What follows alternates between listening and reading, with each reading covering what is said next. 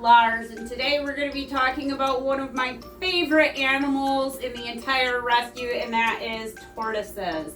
So I have with me Miss T, and she is going to help me talk about tortoises a little bit. So Miss T is one of our educational animals. Oh, you want a blueberry? Want a blueberry? I'm trying to give her a little bit of fruit to see if she will stay in one place. Do you want that? Look, this is yummy. This is yummy. I don't think she's very interested in my blueberries.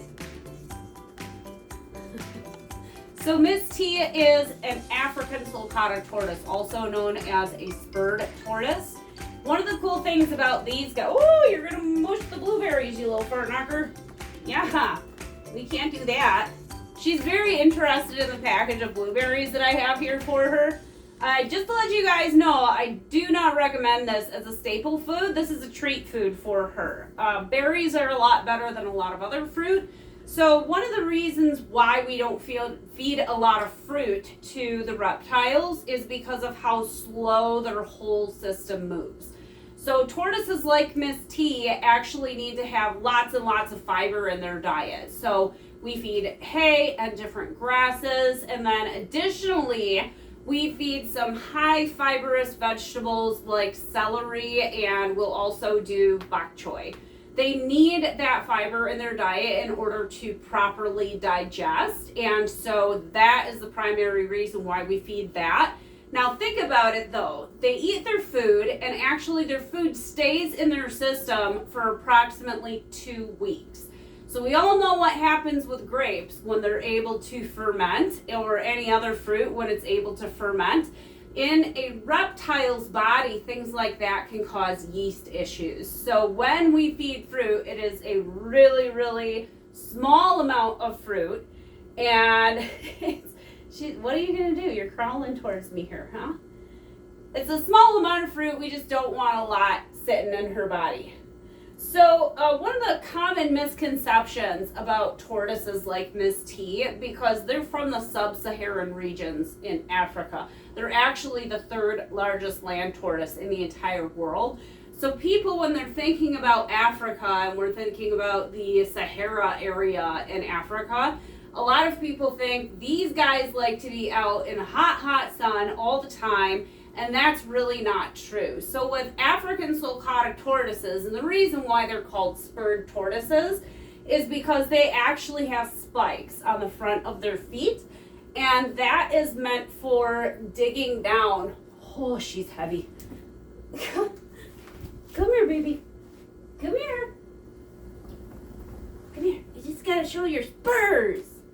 So all of these spurs that are on the very front of her feet, this is what she's going to use if she were out in the wild. She would be digging down into the ground to try to cool her body by using the earth. So these guys are extremely long-lived animals. And I always ask everybody in my educational presentations, take a guess at how long these guys live. The answer is they can live to be well over 100 years old. So recently, well, I should say like a couple of years ago, I read an article about a 140-year-old female sulcata, and she laid eggs and they were viable and they had baby tortoises. So think about that. That's so incredible. A 140-year-old brand new mama. So if you're considering getting an animal like this for a pet, you do have to keep in mind that this is going to be a multi-generational animal. They can live for a very long time. They get really, really big. They can be super duper destructive. So the males always end up a bit bigger than the females. Miss T, now we had originally thought that when she's full size, she would be tracking to be about 75 to, 90 pounds, 80 pounds, something like that. She's actually tracking a little bit higher now over the past couple of years that we've been in our new building at the rescue. She has really turned into this little eating monster. She absolutely loves it at the rescue. So we take her outside and she'll eat some of the grass that's outside when it starts sprouting. It's early spring right now in Wisconsin, so we're just on the edge of getting that nice green stuff coming up out of the ground.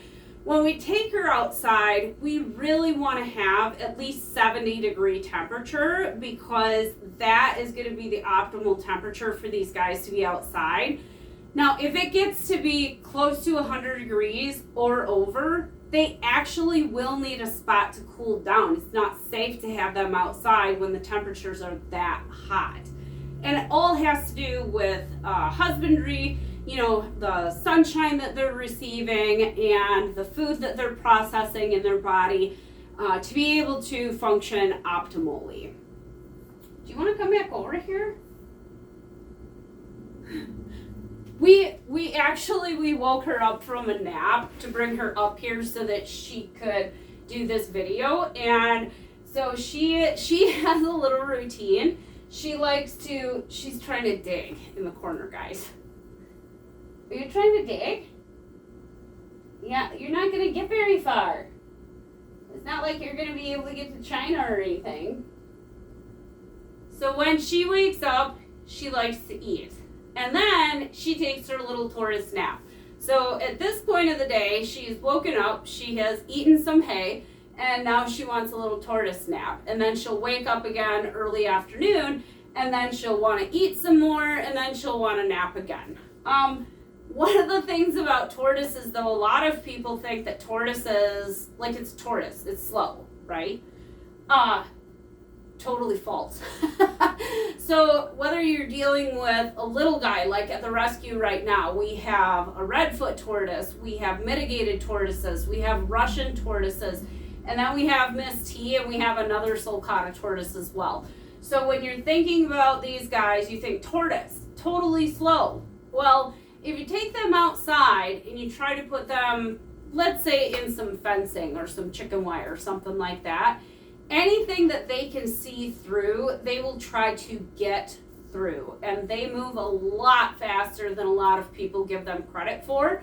It's very easy to take these guys outside and completely lose track of them. So they're the type of animal where if you take them outside, you need to know where they are at all times. That's the number one reason why we get a lot of Russian tortoises here at the rescue. In the summertime, people want to let those guys outside to get some natural sunlight and get some exposure from that. And they turn their backs for 2 seconds, and the next thing you know, their tortoise is gone. And then somebody is bringing a tortoise to us and saying, hey, I found this little guy outside. So you definitely want to make sure that if you do take them outside, you've got an enclosure built for them that has solid barriers that they cannot see through.